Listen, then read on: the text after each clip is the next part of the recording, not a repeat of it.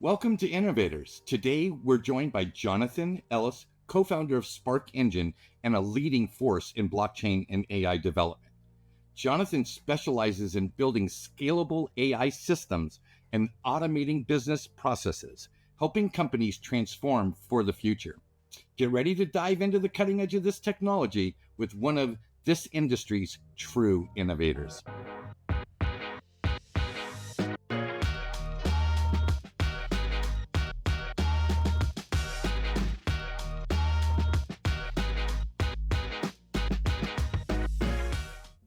Hello, Jonathan. Welcome to Innovators. How are you today? I'm great, Jerry. How are you?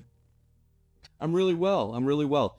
Hey, one of the things I wanted to kick this right off with this question. Can you walk us through your journey, right? Starting as a software engineer to specializing, right? You general software engineer to specializing in blockchain and then applied AI. I would like to get a sense of what that journey was like for you. Okay, so kind of starting off, we've got to start at the start, right? So I was the guy who had his hood up at his bench and table in the same room, just like on his own into the middle of the night, just coding away, learning everything I could. So I always had that like curious nature. And then I was working as a management information data analyst, and I seen that the crypto prices were going massively up, right? And I went, well, that is the clearest sign of demand if I've ever saw one. So I decided to go all in, created a study group on Discord, surrounded myself with blockchain engineers. One of them is just behind me. I'm in the office. But yes, it was quite the journey. I would create tutorials. I would create tech articles. I would have people join a mentorship program, which I ran for free. I would help people one-on-one, kind of ideate what it was they wanted to build, and then I would like give them some sort of direction to go down, right? And it was up to them to either go and write some code or documentation and bring it back to me, and I would like hit them with that metaphorical stick so it was right. And they'd reached their objective. So yeah, I ran that study group for about 3 years.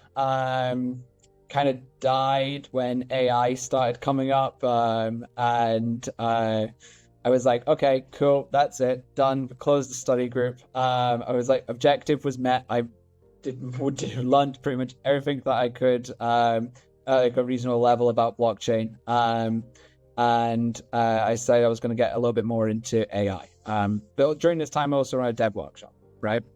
For the last 2 years, I've been making applied AI applications. So, I actually ended up joining Spark Engine, which is a very specialized AI infrastructure company. And we've pivoted a few times.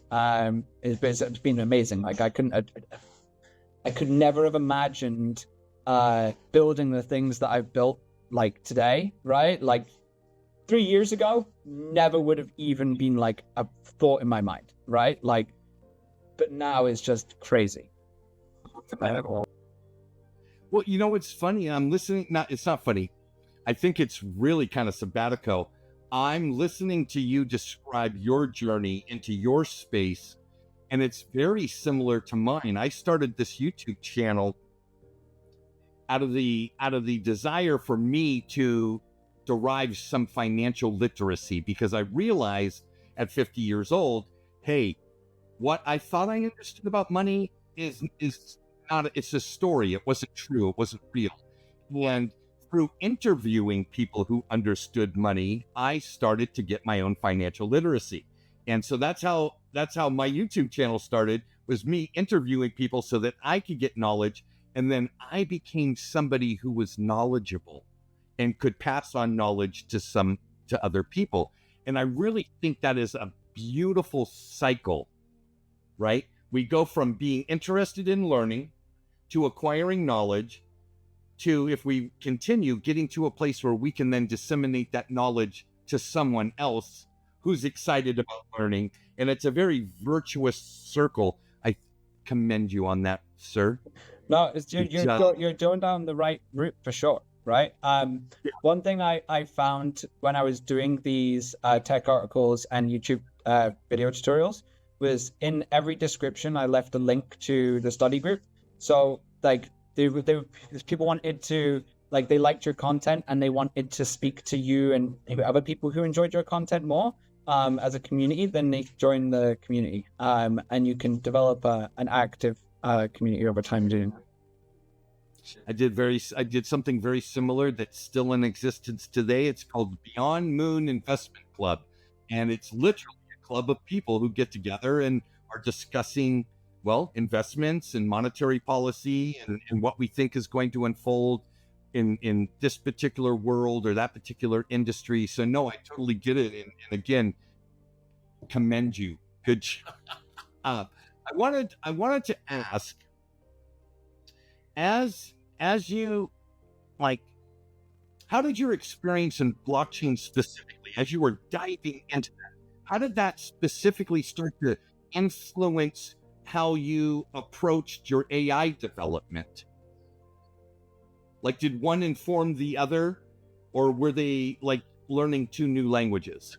Okay, so blockchain really it really taught me like abstraction quite a bit because it's like having an API and database, right? But it's in a different way. And so when you're dealing with blockchains and you're dealing with very large smart contract architectures, you can use like structs, but not like objects, let's say. And so instead of like object-oriented programming, it's more contract-oriented programming. So each contract has its own use, and there are different like smaller structs in there. And that kind of abstraction just and running the study group and everything helped me really get to grips on a high and low level. In terms of how it impacted the AI development, it just allowed me to really like separate out. I learned separation of concerns through doing this path, and it just allowed me to really figure out how to separate these different areas. Maybe just talk about the DApp generator, because I was kind of bored of making dApps, so I decided I was just going to make the thing that I could make them really fast with. No, I think that's wonderful. Well, let's dive into that a little bit. So, you built these EVM DApp generators, website generators, quantum computing application generators. I even saw a business plan generator. Let me ask you this. So, which of these projects challenged you the most, and why? DApp generator. DApp generator was the most, because it was like formalizing every thought of the entire development journey, right? Like the business plan generator is a lot less steps. The quantum computing application generator is a lot less steps. The DApp generator was really there was a lot of different steps, right? And then like also getting it to make sure that it understands the context from like smart contracts, and then one of the hardest parts, which I've now got sorted on the business plan generator, and I need to implement it on the DApp generator. But is the actual the enforcement of the JSON objects which are generated by the AI, because then they're then implanted into the front end, and the enforcement of the structure of them because it was causing the generators to actually crash. And so I had to kind of get over that hurdle. It's been so much, but the DApp generator was definitely the hardest for me to build. Interesting. And I remember hearing a term, DApp that. Yeah, DApp that. Dappthat.com. And I thought that was, I'll be honest, cute and rememberable. Because here's the thing, I that was one of the very first things I heard about you was Dappthat. I've had a lot of information about you come through my brain. A lot of it's already I'm old, so I've forgotten a bunch of it. But Dappthat is catchy, right? Yeah. That is a really catchy little deal. And if you think about it, it allows you to create your own digital application. Well, yeah. Oh my goodness! How in a world where, at least this is what I'm hearing, billions upon billions of agents will be out in the world of AI interacting with each other. Applications for people like me, normal people, to be able to create agents that can act on my behalf in these environments is really not only a needed thing, it's really cool and exciting to think about. What can I build that will benefit me, right? That can bring some agency to me in this world. Is it something that automates my home? Is it something that helps me with my wearables, my heartbeats, my blood pressures, my blood sugar, all those kind of things? It's really exciting. It gives me, a non-developer, a window into creating in that world. Yeah. I mean, very, very interesting. Man, bravo, thank you. Actually, here's a funny point, right? Yes, there was some debate over the name, right? And I tell you, Dappthat was one of my favorites, but it wasn't my favorite, right? Oh. So the name that I was advocating for was Dap Daddy.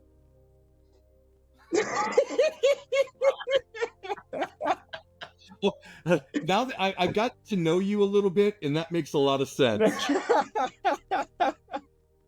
Oh, I think Dappthat is more across the board acceptable and catchy. But it's blockchain. It's meme land. Come on, Dap Daddy.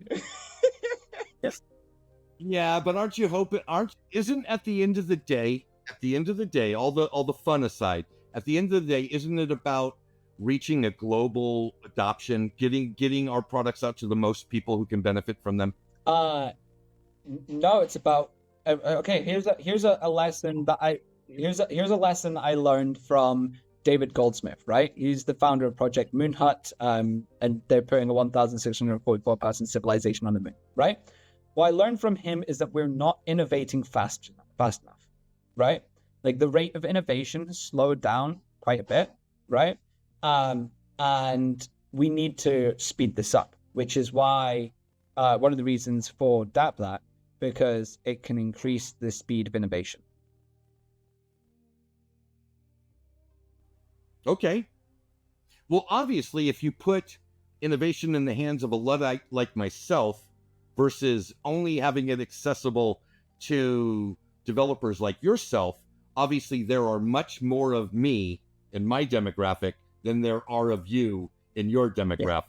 Yeah. And so giving a tool to that part of the population that I occupy gives us a even greater chance at innovation, because now I can, in a simple way, create this application in the digital world, whether it be directly AI or some other Web3 type of, SaaS element. No, I dig it. We need more people doing more things like what you did, so that more people like me can get engaged and participate and bring that Cambrian explosion that we want in this space. Yeah. Agree? 100%. Yeah, 100%. Well, let me ask you this. I think this segues into this next question really well.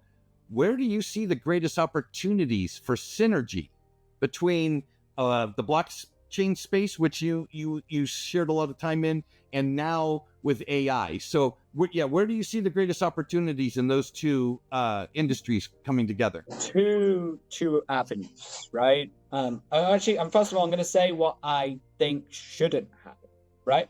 Which I think is a waste of time. Which is integrating AI into the blockchain, right?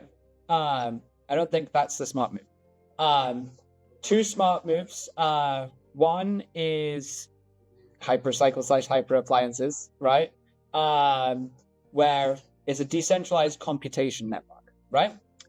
The second avenue is because that's the utility, right? You're getting the utility out of it. The second avenue is AI agents are interacting with the blockchain, right? Yeah. Yes, right. So Yes. not integrating it into the blockchain, but allowing the Interact. with the blockchain. Yes. So that's quite a key differentiation. And I was quite aware of this very early on too. When AI started like becoming as popular as it was. I should remember playing around on the OpenAI playground before ChatGPT even came out, and I was using their models before like it even officially came out, and I was like, "Wow, this is insane!" Like, I'm not a lawyer, but I just asked it for an NDA, and it just gave it to me.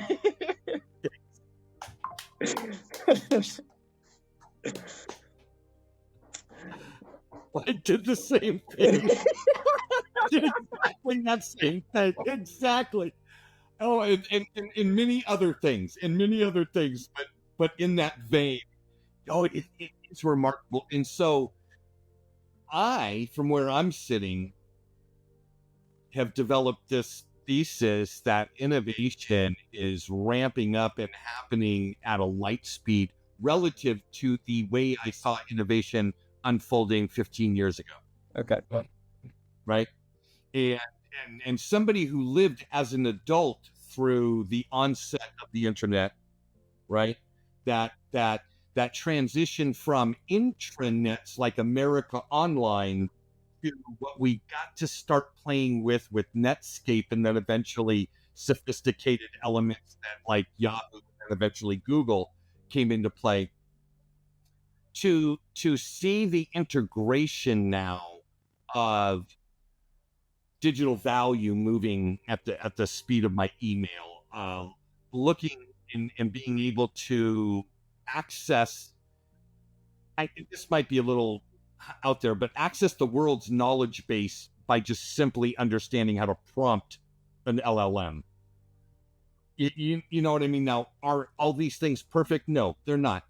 But they're definitely, to me, it's like, holy tamale, I am watching the world that I only saw on Star Trek unfold in real time. Yeah. It's right. Innovation is generally inspired by sci-fi.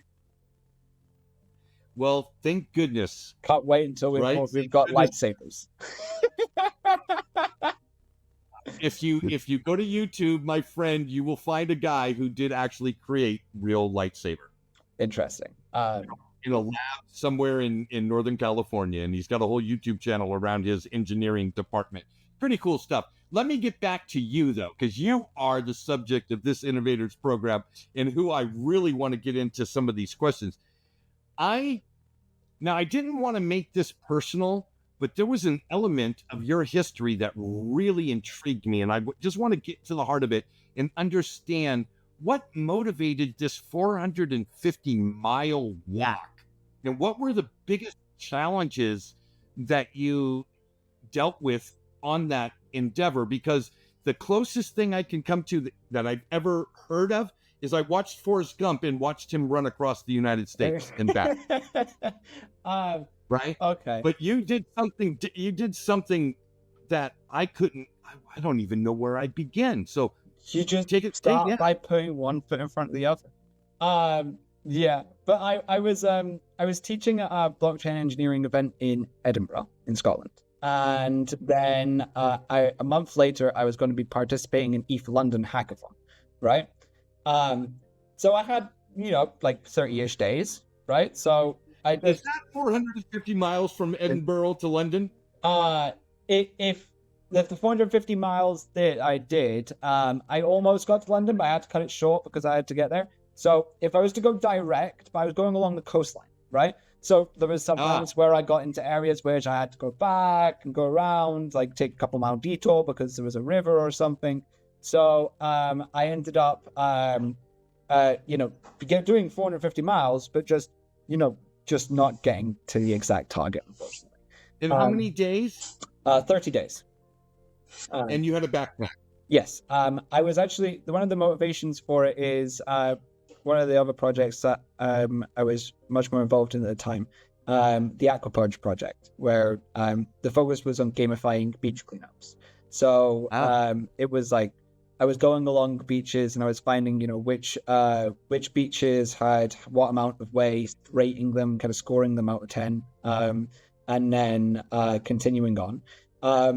And then I was recording everything like on my phone and whatnot, and I would like wake up and like dead ass cold, and I pull out my phone and start like recording. Oh my god, it's so bloody cold. And then I was transferring everything to an SD card on my phone, and it all corrupted, right? And I was like, no. I couldn't believe it. I was so furious. Like, I ran out of space, so I was SD card. I started copying it over, and everything corrupted. I was just like, that is awful. Goodness. Well, you'll never not have the memory. So there was an intellectual exercise element to this. Yeah. How much of it was there a spiritual component of this? I mean, I love walking, right? Like for example, I did like 35 miles of walking to in one day to get to the Blockchain Scotland event. The first time I ever went, like my client didn't pay me like $5,000 and it just left me in a really, really bad position. And I was like, but I still want to go to this event. So I walked the 35 miles there. You did that in one full day? Yeah, like 12 and a half hours. Yeah. And I arrived to the event like 20 minutes early. It's great.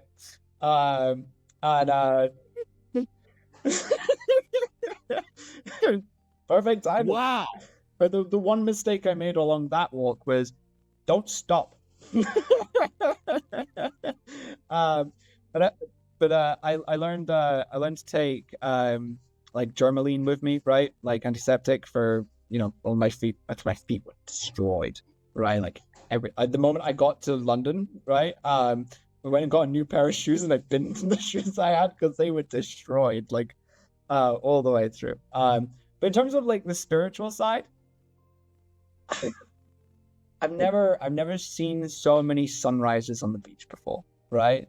And it was amazing, right? I was like, before doing the walk, I was in my office pretty much every day for like 3 years, behind my PC screen, my hood up, curtains closed, as a programmer, like DJM programmer does. And I just wasn't going out and seeing many people, right? So I was like, and if there's going to be any human interaction along this walk, it's going to be because I initiate it, right? So I did, right? And I met a whole bunch of people along the way. And I actually, I met,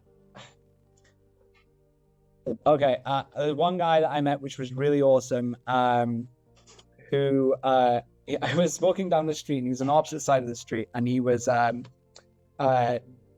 dressed very stylishly, on his own, not listening to music, but he was dancing down the street, and I went, that guy's having a fantastic day. I'm going to go say hi, right?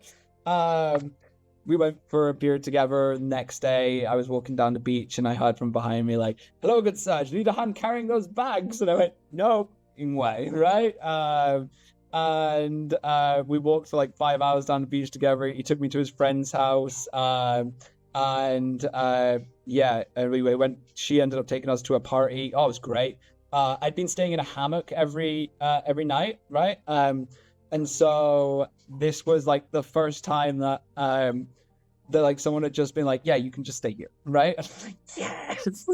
Oh, it was so good. I got to go for the hottest shower of the journey. Oh, it was amazing, right? And actually, just before, so I'm in Germany right now, so just before I came here, that guy that I met, like, so just over a year and a half ago now, right? But that guy that I met along the walk, went and stayed with him for 2 weeks. Like just before I came. I think that's great. Yeah. And there's a part that this journey of life is so much more than ones and zeros, right? Yeah. Or dollars and cents. I'll just tell you briefly, I connected with what you just said in a very personal way.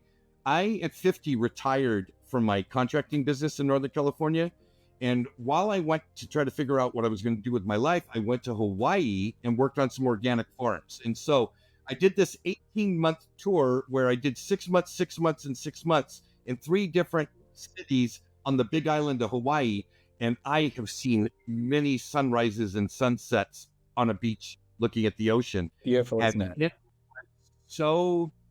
it was so powerful in that one of my biggest takeaways was how insignificant I am in the big scheme of things. Yeah, that's like the crashing. If you've never been in the ocean and been moved around by the ocean, you understand how powerless you are. Yeah. And I got to experience that firsthand. Not that I want to go experience that kind of powerlessness again, but I understand it. So I really related to that. And I think everybody should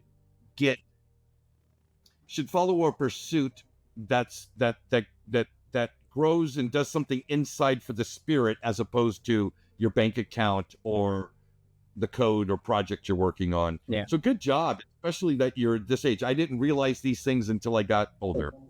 Yeah, no, I've always been a wild one. There you go. I was, you know what, actually, I was living with two Nigerians, right? And I was like telling them, I was like planning out this walk and whatnot. And I was saying to them, and they go, no, you can't do that. You can't do that. No, that'll be really dangerous, right? I was like, no, what's going to be dangerous? He went, Jonathan, but what about the tigers? And I was like, dude, we're in Britain. We don't have tigers. So it was like, Welcome. Good job. Hey, I want to close this out with this, because I think that as much as it's important to understand where we come from and what we're doing today, all of us should have at least a part of an eye on what's happening in the future. So I always want to ask my guests, what do you see as the major trends you want to be involved in for Web3 and AI, not today, but going forward? Kind of like if I said, hey, Jonathan, where do you think the puck is going to go? What would you say?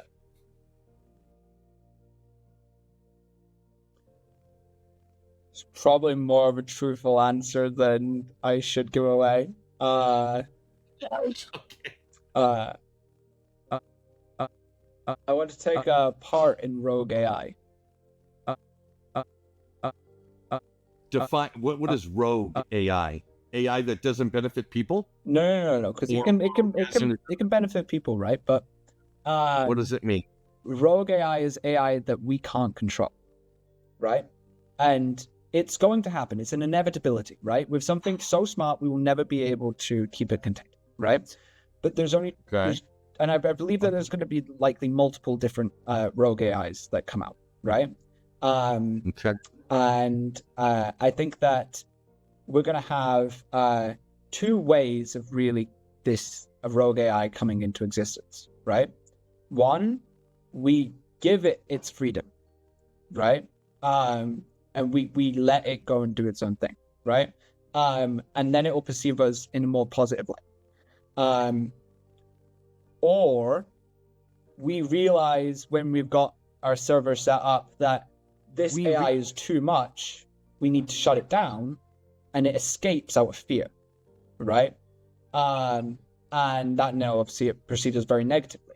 So if it's going to happen, Ultron paradox. Yes. So if it's going to happen, we want to make sure it's done right, and like so for the safety of humanity, really. But yeah, as I said, probably too much of a truthful answer. Okay. Well, I can tell you what, that'll be a playground you and I aren't playing in together. I'm not really that vested into watching chaos unfold.